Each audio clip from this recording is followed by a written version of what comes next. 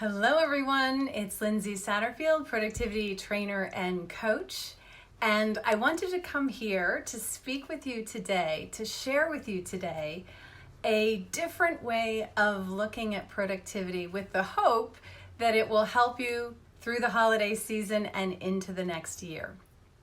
So this all has come about, I think about this a lot, and this has come about because I have noticed a little conversation going on online right now.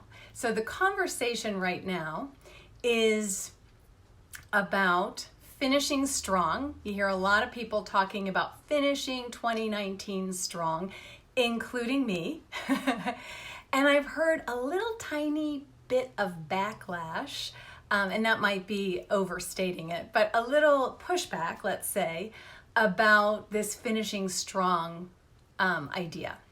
And the pushback is, oh really? Come on, like it's the holidays. Like why are we always pushing, right? Can't we get a little peace? It's the end of the year. We've worked hard. Come on. So this is the dynamic I hear playing out. And I think it kind of misses the point about productivity.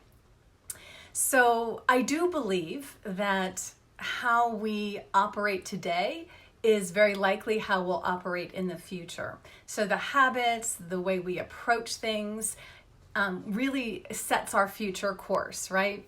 So I want to talk about this idea of productivity.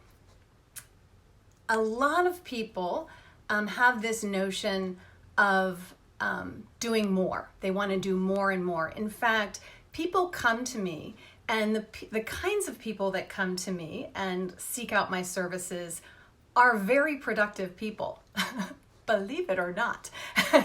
They're the kind of growth mindset people that want to accomplish more, that have big dreams and want to figure out how to be able to achieve those dreams. So these people, when I meet with them, they have a ton on their plate. They are doing a lot of stuff. And what they want from me is oftentimes a tip or a trick or some little thing, some little magic that can help them squeeze a little bit more out of their day. Help them just squeeze a little bit more out of their day. And the thing that happens oftentimes is in looking at the whole story, the whole situation, what we end up doing is taking some stuff out of their day because we're looking at it in a different way. So let me back up into this distinction about productivity. A lot of us just unconsciously have an idea about productivity, which is what I call sort of the machine model. And it's sort of this industrial revolution idea of we're just pumping stuff out, right? We're checking off that to-do list.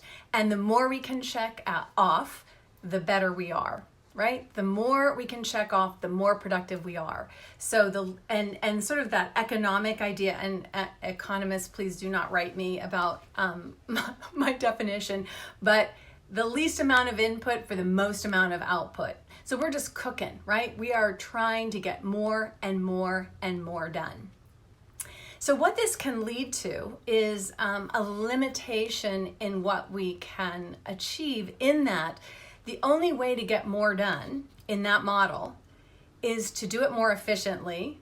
That's why you call me and say, how can I do this more efficiently? Or to do it faster.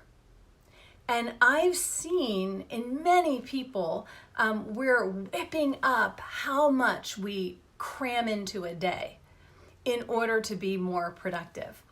The problem with this is it's not sustainable. It's just not sustainable because machines break down. They just do. Oh, with wear, right? Do more and more and more and more, and they break down. Now, recently I had someone reach out to me and ask me if I taught sustainable productivity, and I loved this because I felt like this person really got to the heart of the matter. It isn't just about churning out more and more and more and more. It's about impact. It's about playing the game as you intend it. So instead of a machine model, instead of an assembly line model of productivity, I like a performance model. A performance model is the athlete's model, right? It's looking at what are all the factors that impact my performance for the game I'm playing, for the impact that I want to have. It's also, you might think of it as an ecosystem model. So it's recognizing that many different things contribute to your overall capacity to be productive. So this isn't a simple model of just, I do more, I check off more, I am better, right? This requires a level of responsibility and awareness that takes a little effort, right? It means you have to know what you're up to, what you want to accomplish, what you give your consent to, what you want to see yourself making progress on. It also means that you have to get to know yourself. What are all the factors that make a difference in my ability to have the impact that I want? How does my mindset affect it? How does my energy affect it? How does my sleep affect it? How does my relationships with others affect it? How does my communication affect it? How does the way I just think about things affect it? All these factors. So it's more complex on the one hand, but more sustainable on the other. And it requires, as I said, a certain kind of responsibility on our own part to take ownership for what it is that we really are about, and not just phone it home, so to speak, not just get on the assembly line and dish the stuff out.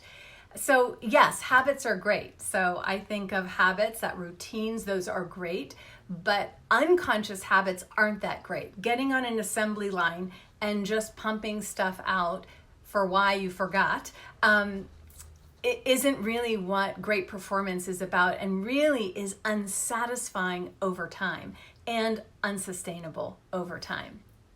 So that's what I wanted to share with you today, a little bit about the way I look at productivity, which is not about, here we are at the end of the year, see how much you can pump out.